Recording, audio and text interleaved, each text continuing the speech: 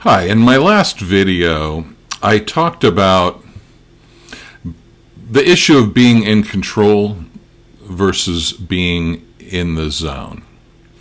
And I want to expand a little bit, just with a little analogy to maybe help you visualize. Just a little short video to help you visualize with this thing about being in the zone. Now, the analogy is that you want to imagine yourself as the instrument, like the musical instrument, rather than the player of the instrument. Now, obviously, you're really both, but when we're in that mode of trying to be in control, which is a fear-based response, we tend to focus on the aspect of us that is the player of the instrument. So now I want you to focus on yourself as the instrument. So let's imagine a clarinet.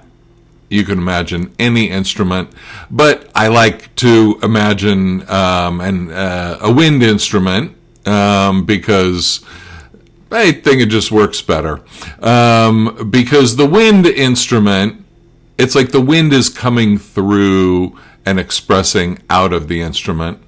And that's kind of like the way life force is coming into your body and expressing out of your body. So I think that works better than the idea of like plucking a guitar or something like that. So imagine yourself when you're having a conversation, like when I'm talking right now. Imagine that I'm the instrument and I am allowing this music somehow, this beautiful music of my voice, to flow through without really getting in the way of it, without really trying to direct it too much. I kind of start off with an intention, and then I start talking. And I allow the instrument to do what it's going to do, and don't try to micromanage what happens as the player.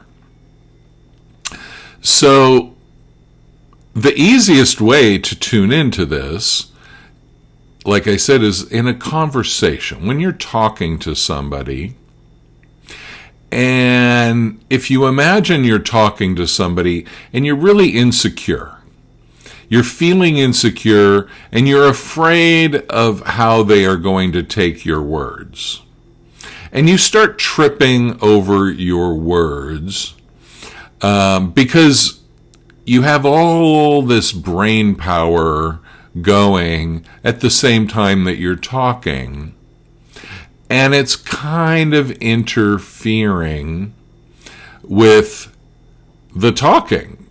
Okay, it sounds weird, but if you look at it this way, when you talk, and let's say you say more than 2 or 3 sentences in a row, you do not have these sentences all planned out in advance. You are not reciting memorized script. So where is this stuff coming from? Where are these words coming from? Really, in essence, you are channeling all the time. Whenever you're not in that mode that I was describing before, where you're really thinking too much about your words and you're kind of tripping over your words, when you're not in that mode, you're really channeling. You're doing just what I described before. You have an intention. You have an intention for what you want to communicate, and then somehow words flow.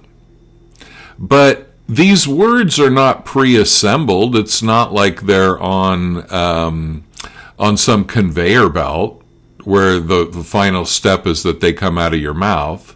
Somehow they spring out of nowhere. In my previous video, I talked about being in control versus being in the zone. Most of the time when you're talking casually, you're in the zone, you're expressing yourself.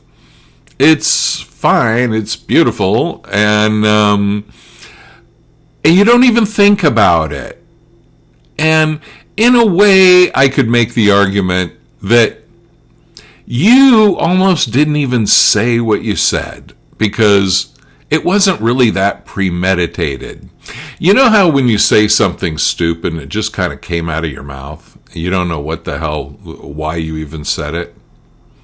And then somebody's like, why did you say that? And then you come up with reasons, explanations, right? And it's not even real. Like, you really don't know. You kind of were channeling and it popped out.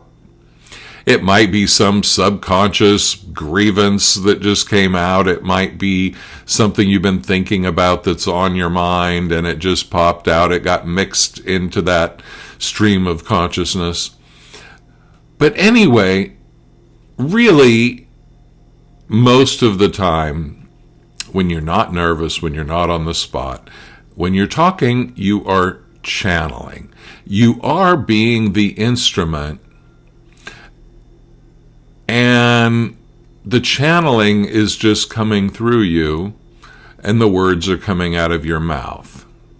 So this is very aligned with the idea of being grounded. And I'll have to do other videos on being grounded. But let's just say being grounded means being in your body and not just in your head. Now, when you're really in your head, you're not really as aware of your body. And you're not really using the intelligence, awareness of your body.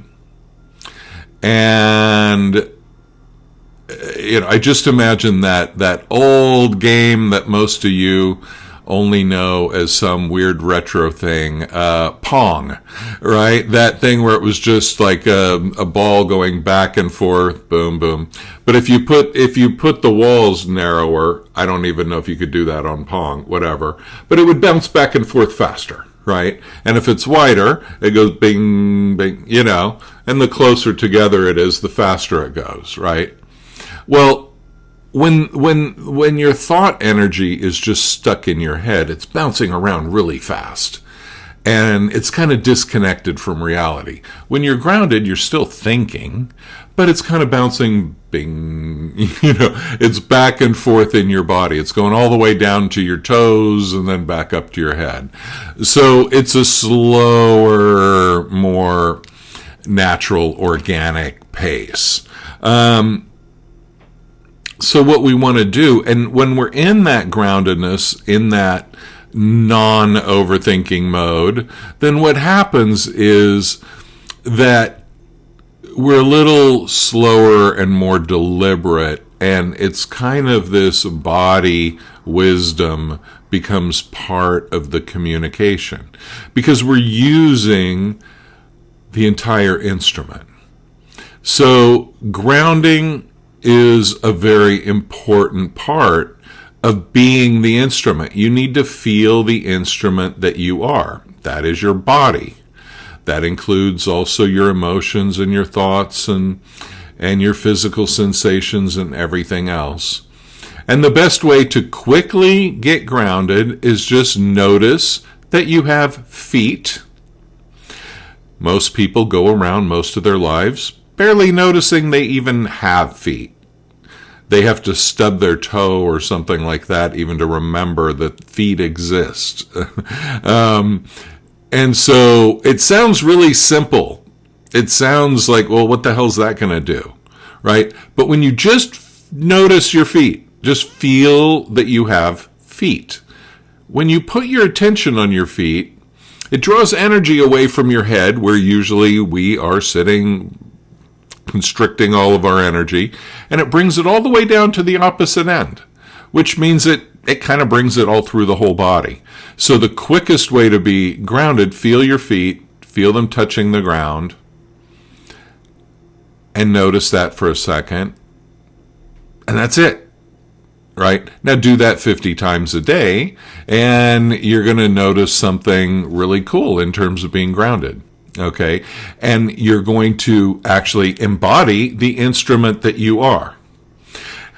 And then as you clear your fear issues, your insecurity, and all that, you will start to trust the instrument, and then you will be more in the zone all the time, and you will be more in the realm of self-love, and you will be in what I call your core frequency, which is your authentic self. And that's what we want to do. That's at least what I want to help people do. So if that's what you want to do, I could help you out by phone or in person here in LA. Just go to my website, andysway.com.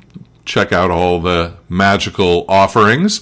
And if you'd like to book a session, you can email me at andysway, ANDYSWAY, @yahoo.com. Thank you for watching. Please like, share, and subscribe. And I'll see you next time. Bye-bye.